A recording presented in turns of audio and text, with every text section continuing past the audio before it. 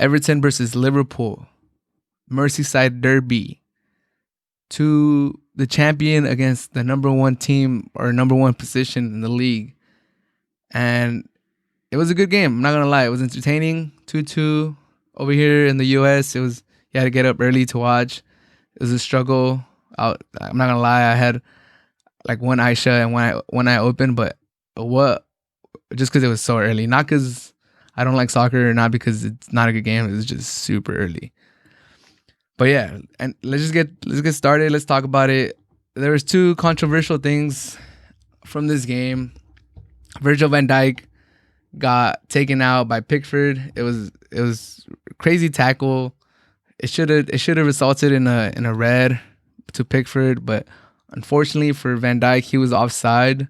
So that was the only thing they checked on the VAR. They just checked if he was offsides, and he was. And once they checked for that, they just gave the offsides to Everton. And they completely ignored that Pickford had just taken out Van Dijk, taken out his leg, and took out his season. It came out yesterday, I believe, that Van Dijk tore his ACL. He's done for 8 months, which pretty much just closes the book on this season. And hopefully he gets better.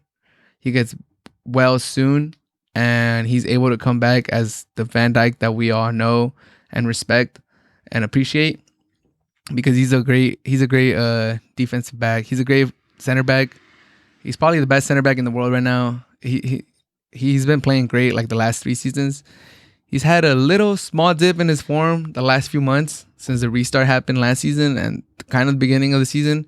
He's looked a little shaky in some games, but you can't deny that he's at worst a top 3 center back in the world. When he's on, he's the best center back in the world, and it's a huge loss to Liverpool.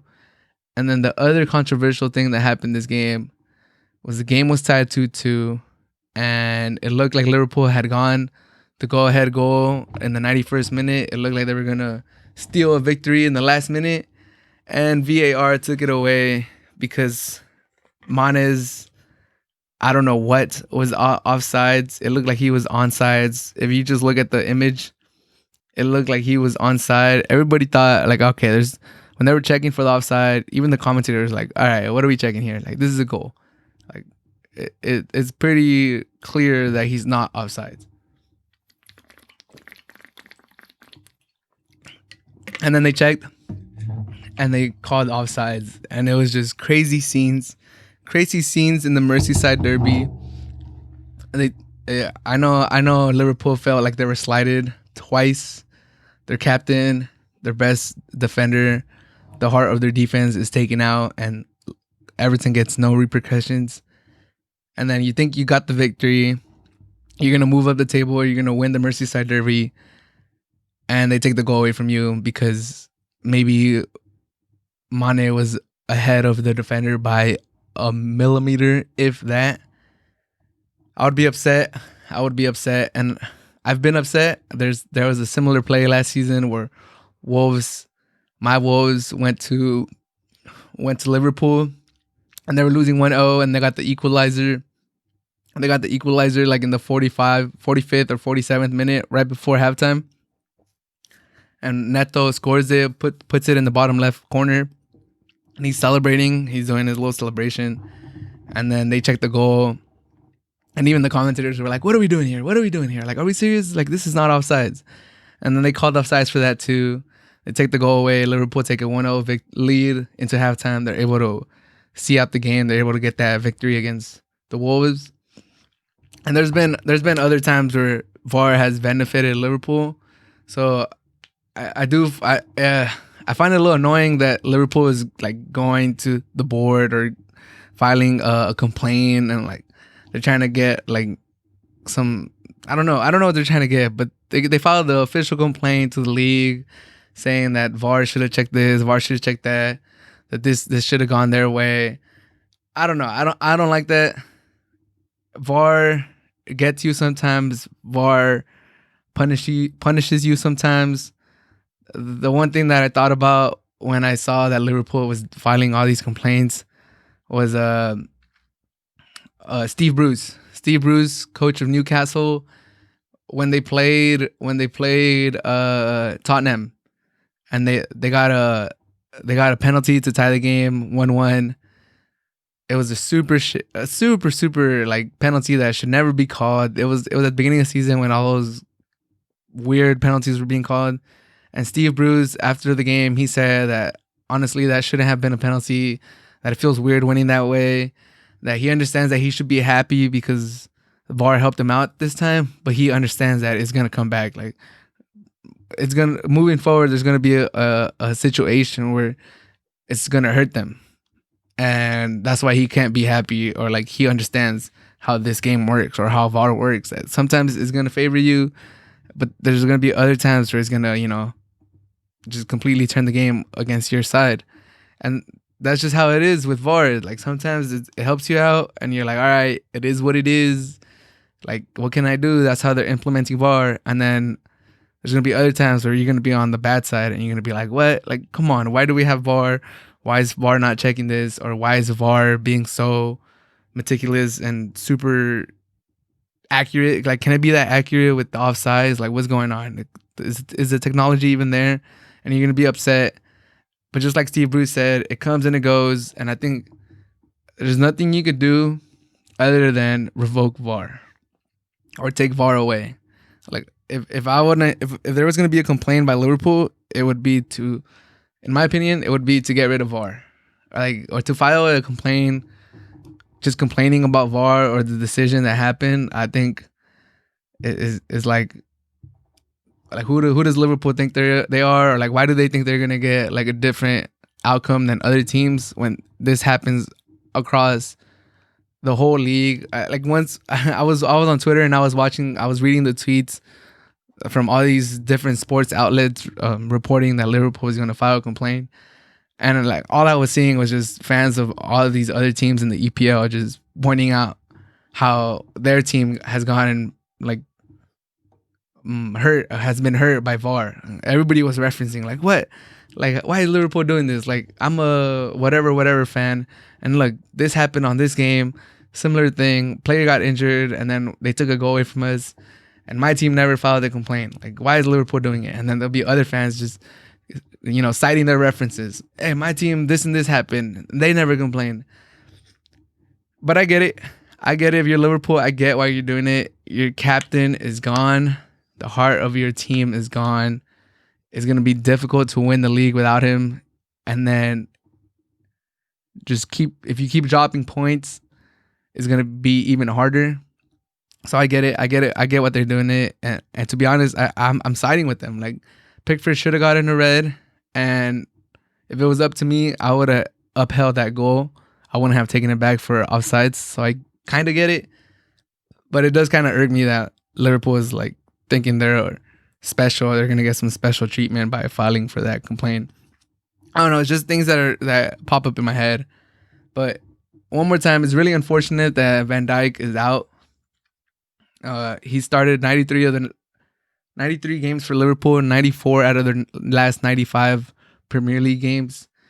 That's over 2 seasons that he started without missing a game. Pretty ridiculous.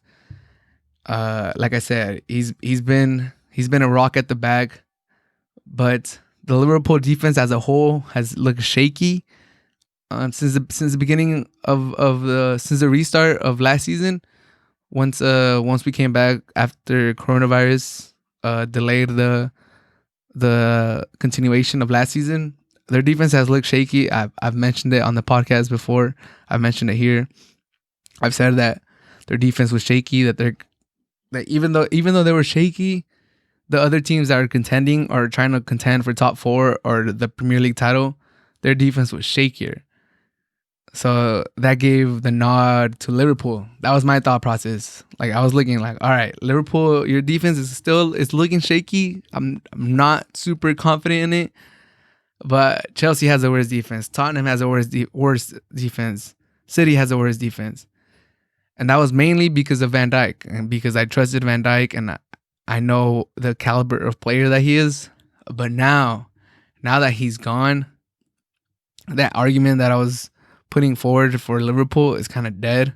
I can't confidently say, well, I mean, we'll see. We'll see how it plays out. But I can't confidently say now, all right, your defense is shaky, but it's still better than Tottenham's, or it's still better than Chelsea's, or it's still better than Leicester's, or whoever is going to compete. Arsenal maybe. It's still better than that because you have Van Dijk. You have a top 3 finisher in the Ballon d'Oro. You have probably the best center back across the world the last 3 or 4 seasons. And now he's gone. So we'll see how they're able to replace that defense. And Alisson's still hurt, and they're going to need him more than ever. Hopefully when he comes back from that shoulder injury, he's able to just stay healthy for the rest of the season, because I know Alisson's prone to getting injured. It looks like he's always injured at least once or twice every season. So they're going to need him to be healthy, because that back line might suffer a lot now that Van Dijk is gone. So if I was Liverpool, it's get Alisson healthy and back as soon as possible. Hold on till the January transfer. And then in January, you're probably going to have to get a center back if you want to compete, or if you want to be. We'll see. We'll have enough games between here and then to see how they're doing. But I feel like it's definitely in the cards to buy a center back in the January transfer just to salvage the season. Because if I'm Liverpool, I'm trying to stack trophies, as many trophies as I can with this team that I have right now with Klopp. Because we all know the drought they went into. You never know when that could come back. You got to seize the moment. Seize the moment, Liverpool. This is your time. You have a great team right now. You have a great coach. Seize the moment. Stack up those trophies, because you never know. You never know till it's gone. And then once it's gone, you don't know when it's going to come back. And that's for a lot of things. But seize the moment, Liverpool. I think they need to get Alisson back and backup keeper, center back during January transfer season. And then maybe they could salvage their season. Because if they don't, I don't see them winning the league with just the roster they have right now. If Matip or Gomez are their center backs, or they put whoever at center back, it's going to be tough. It's going to be tough to hold on, because basically the EPL is going to come down to whose front 3 could score the most goals and whose weak defense could hold on the best. Because that most of these elite teams, that's the way they're constructed. They're really good on top. They have a pretty good midfield, or if not, a really good midfield, and then their back is suspect or mediocre. So, and one more thing, Firmino. It looks like Firmino's really struggling. He hasn't scored at all this season. And it might be time to give Jota a run at the number 9. Mane and Salah on the sides, and maybe try Jota in the middle. He had a good international break. He scored twice for Portugal. He looked like he's in form. It looked like it's a good signing already. As a Wolves fans, I miss him. But if I'm Liverpool and Firmino, for all he's done, I've been a Firmino fan. I like him. I think he's a good build-up player along the mold of like a Benzema. But it looks like he's struggling this season, and you have other pieces, and you just got to keep stacking points if you want to compete for the league at this point. It's not the end of the world that they've dropped points at the beginning of the season, because almost every team has dropped points. And how long could Everton and Aston Villa keep up the pace that they have? But yeah, that's one of the things that I would try would be to put Jota at the number 9. And then you got to shore up that right lane for Trent Alexander. Like, I mean, even the commentators were like mentioning how bad his defense was in that second goal. Like, he kind of just let the Everton's French left back, I forgot his name right now, but he just let him run, and then he didn't close out on him, and he was able to get the cross. And it needs to be better from Trent Alexander, is what I'm saying. And they need to, now more than ever, now that Van Dijk is gone for the season. But yeah, that was Everton versus Liverpool. I didn't really talk about Everton that much, but they look solid. James had another good game. He had a couple chances that he created. He bends the ball into the box like nobody's business. Their number 9, Calvert, he looks really good. He scored another goal. Ancelotti has that team firing. Any other Everton team, once they would have gone down to Liverpool, they probably would have folded. But not this Everton team. And it's been fun to see them play. It's been fun. Pickford took out Van Dijk, unfortunately, but he had a pretty good game too. He had some other saves. It was a good game overall. Unfortunate about Van Dijk. Great Merseyside derby. Everton, I believe they haven't beaten Liverpool in a Merseyside derby in like over 20 games. So they're still going to play again further down the line, and we'll see how that goes. But it was a great game. I hope Van Dijk gets better. And it's just unfortunate that we lose a great player.